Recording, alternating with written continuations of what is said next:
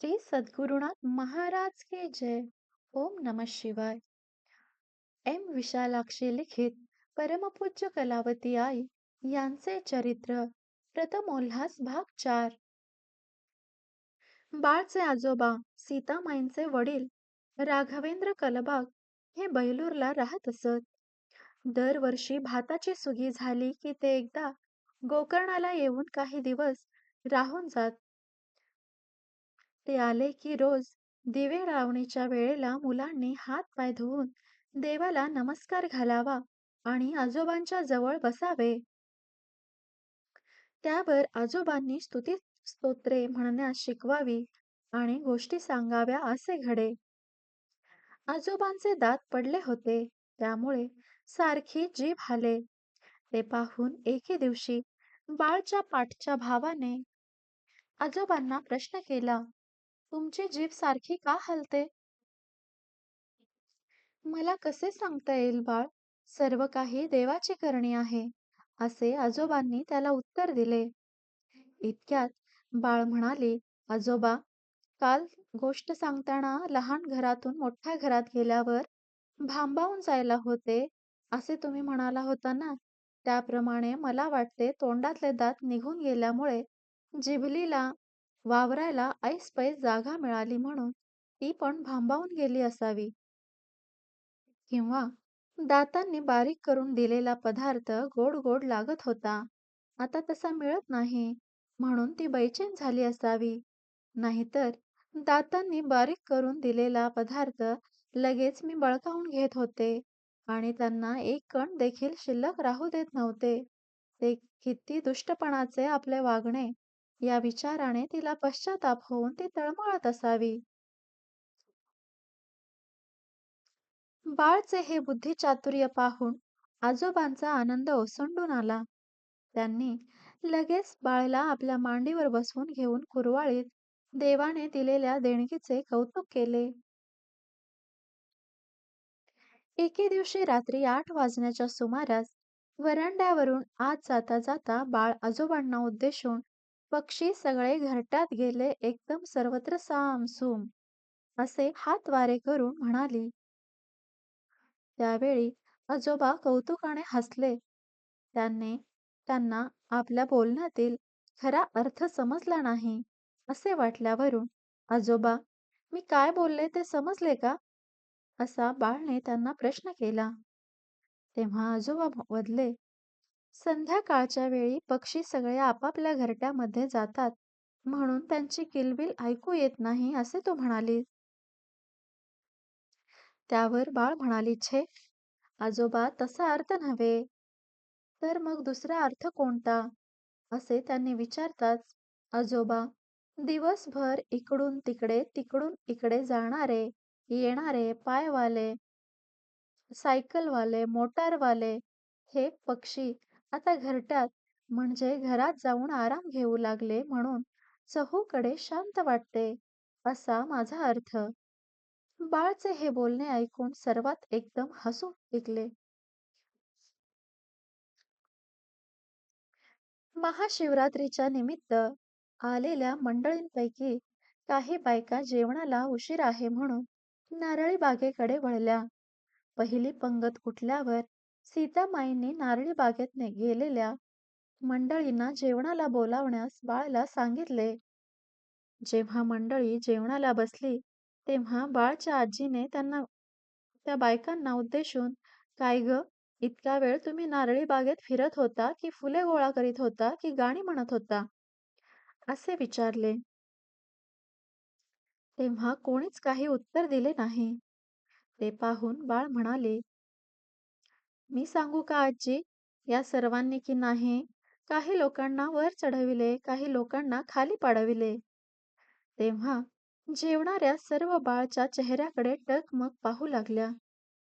आजीने मात्र, बाळ, काय म्हणालीस तू? चढविले पाडविले ते मला समजले नाही ग.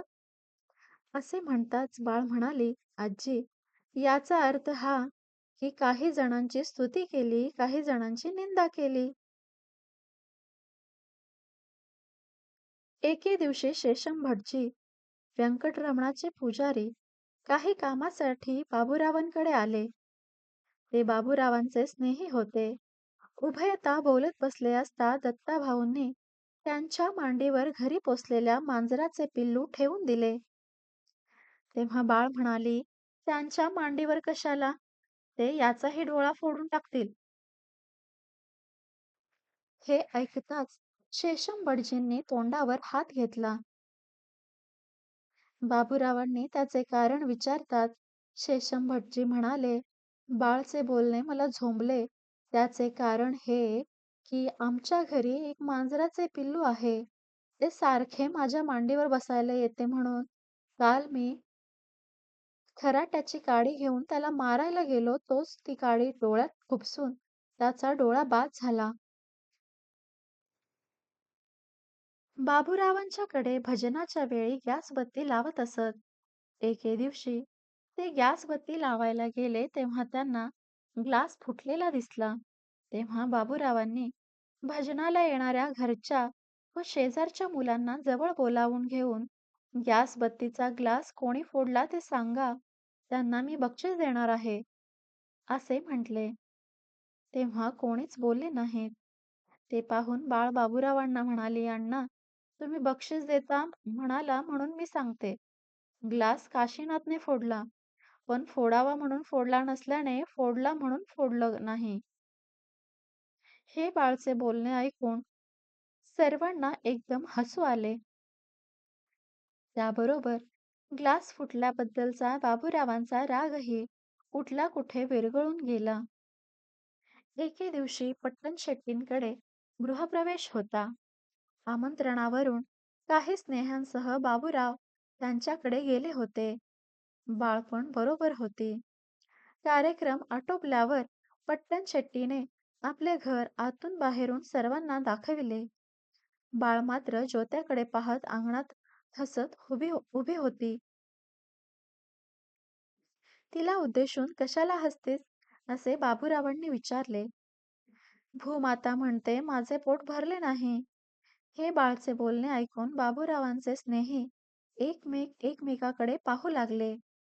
सगळ्यांनी त्याबद्दल विचार केला तरी बाळच्या बोलण्याचा कोणाला एकालाही उलगडा झाला नाही. कोणी खिशातील तपकिरीची डबी काढली, कोणी विडीला काडी लावली, कोणी तंबाखू खायला लागले. शेवटी ती गोष्ट पट्टण शेट्टींपर्यंत गेल्यावर त्यांनी बाबूरावांना प्रश्न केला. बाबूरावांनी बाळला विचारा म्हणून खुणेने सांगितले. त्यांनी विचारल्यावरून बाळने ज्योत्याला पडलेल्या भेगांकडे बोट केले. तेव्हा पाया भक्कम झाला नाही. हा बाळच्या बोलण्याचा मतितार्थ सर्वांना समजून चुकला. एके दिवशी बैलूरहून बाळचे आजोबा आले. ती वेळ दिवे लागणीची होती. त्यांना बसायला सीतामाईंनी पाट घातला. इतक्यात पाल चुकचुकली. तेव्हा सीतामाई तिला म्हणाल्या, तू काय म्हणालीस बाई? ते ऐकून बाळ म्हणाली, तिचे पण आजोबा येणार म्हणे. थोड्या वेळाने आश्चर्य करण्यासारखी एक गोष्ट घडून आली. ती म्हणजे ही की मुलांच्यासाठी आणलेला खाऊचा डबा काढण्याकरिता म्हणून आजोबांनी आपले गाठोडे जेव्हा सोडले तेव्हा त्यातून एक पाल चटकन बाहेर निघाली आणि थेट ती चुकचुकलेल्या पालीजवळ गेली.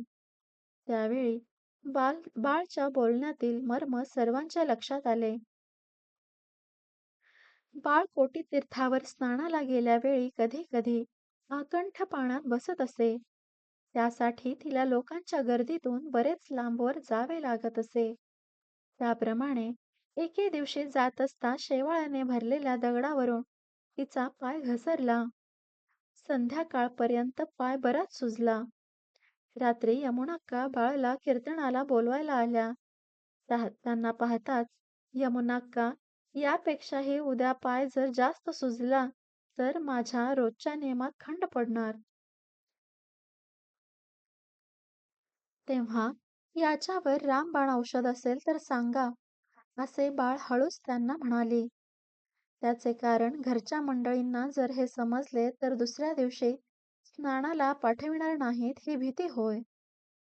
सकाळी पाय मुरगळलेला त्यांना माहीत असल्यामुळे येते वेळीच त्यांनी बरोबर रक्तचंदन आणले होते. ते हळूच पिशवीतून बाहेर काढून, ही घे बाहुली, पाण्यात उगाळून लावलीस की लगेच सूज कमी होते, असे यमुनाबाईंनी बाळाला सांगितले. तेव्हा यमुनाक्का, ही बाहुली नव्हे, हा तर व्यंकटरमण आहे.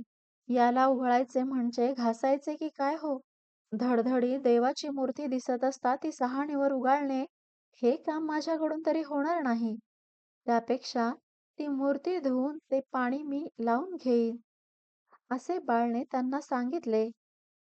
त्यावर यमुनाबाई म्हणाल्या, अगं, आम्ही सर्व बाहुली म्हणूनच ती उगाळत असतो. तुझ्यासारखे विचार आमच्या टाळक्यात येतील कसे? एवढे आमचे पुण्य आहे कोठे? त्यावर बाळने व्यंकटरमणाची मूर्त धुवून त्याचे पाणी पायाच्या सुजलेल्या भागाला लावून घेतले आणि यमुनाबाईंच्या बरोबर ती कीर्तनाला गेली. परंतु आश्चर्याची गोष्ट ही, की कीर्तनाला जात असता जरी तिचा पाय दुखत होता, तरी मैलभर तिचे चालणे झाले. कीर्तन संपून घरी परत येताना तिचा पाय बिलकुल दुखला नाही. इतकेच नव्हे, तर दुसऱ्या दिवशी तिच्या पायाची सूज साफ उर उतरून गेली. बाळच्या खेळण्यापैकी लोहचुंबक हे एक तिच्या अत्यंत आवडीचे खेळणे होते.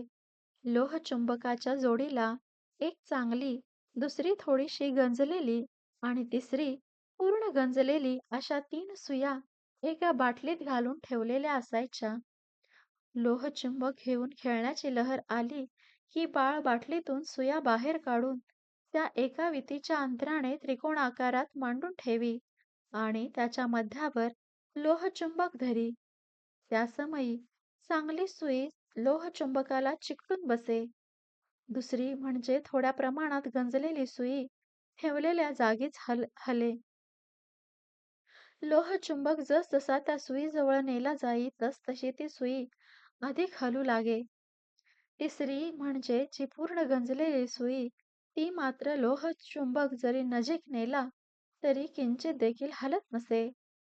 तेव्हा गंमत म्हणून बाळ तिसऱ्या सुईला मुद्दाम उचलून लोहचुंबकावर ठेवून देई आणि तिच्यावर लोहचुंबकाचा कितपत परिणाम होतो हे पाहत असे.